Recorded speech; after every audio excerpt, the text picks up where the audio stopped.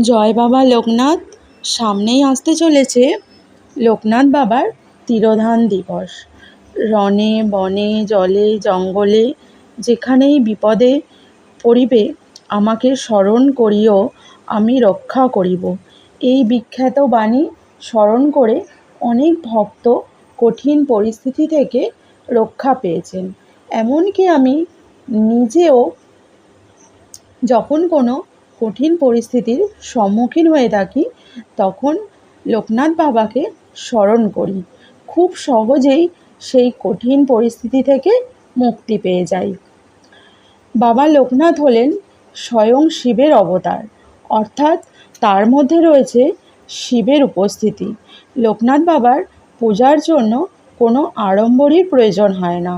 ভক্তি ভরে আর ভালোবাসা দিয়ে বাবার পুজো আরাধনা করতে হয়, তাহলেই বাবা সন্তুষ্ট হয়। এবার আমরা জেনে নেব যে 2024 সালে লোকনাথ বাবার তিরোধান দিবস কবে পড়েছে।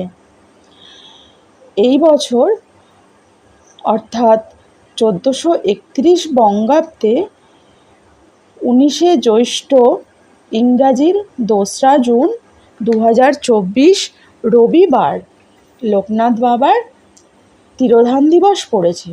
লোকনাথ বাবার প্রিয় ফুল হচ্ছে নীল, শাপলা বা শালুক ফুল। এছাড়া যে কোনো সাদা ফুলেই বাবা সন্তুষ্ট হন। লোকনাথ বাবার পুজোর সময় ফুলের সঙ্গে বেলপাতা অবশ্যই অর্পণ করবেন। এবার আসি ফলের মধ্যে তালশাঁস, কালোজাম বাবার প্রিয়। তাছাড়া এই জ্যৈষ্ঠ মাসে অনেক রকমেরই ফল পাওয়া যায়, যেমন আম, কাঁঠাল, লিচু, এগুলোও আপনারা বাবাকে দিতে পারেন। এবার আসি মিষ্টি। মিষ্টির মধ্যে মিছরি, অমৃতি ও সাদা যে কোনো মিষ্টি বা পায়েসও বাবাকে দিতে পারেন। তাছাড়া ভোগ হিসেবে খিচুড়ি, লুচি এগুলোও আপনারা করে দিতে পারেন। বাবার পুজোর কোনো নিয়ম কানুন নেই, খুবই সহজ সরল পদ্ধতিতে লোকনাথ বাবার পুজো করা হয়। লোকনাথ বাবার পুজোর দিন সকালবেলা ঘুম থেকে উঠে স্নান করে শুদ্ধ বস্ত্র পরে নেবেন। তারপর ঠাকুর ঘরে গিয়ে ইষ্ট দেবতার পুজো করে নেবেন। এরপর একটি আলাদা আসন নেবেন। সেই আসনে লোকনাথ বাবার চিত্রপট স্থাপন করবেন। গঙ্গা জল দিয়ে অভিষেক করে নেবেন।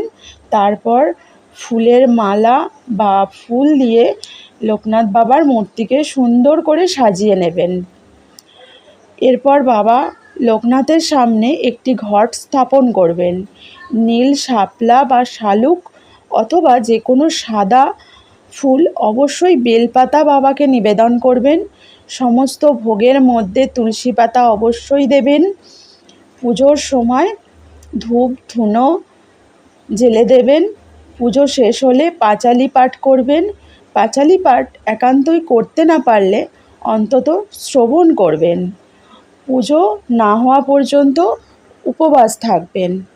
পুজোর সময় এই মন্ত্রটা বলবেন: জয় বাবা লোকনাথ, জয় ব্রহ্ম লোকনাথ, জয় শিব লোকনাথ, জয় গুরু লোকনাথ।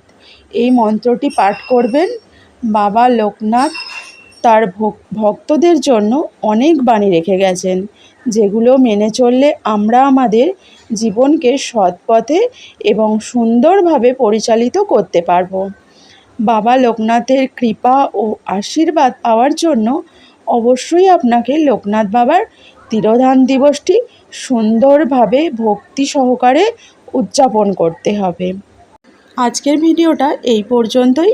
যদি ভালো লাগে অবশ্যই লাইক কমেন্ট করবেন, আর পরবর্তী ভিডিও পাওয়ার জন্য সাবস্ক্রাইব করে পাশে থাকবেন। নমস্কার।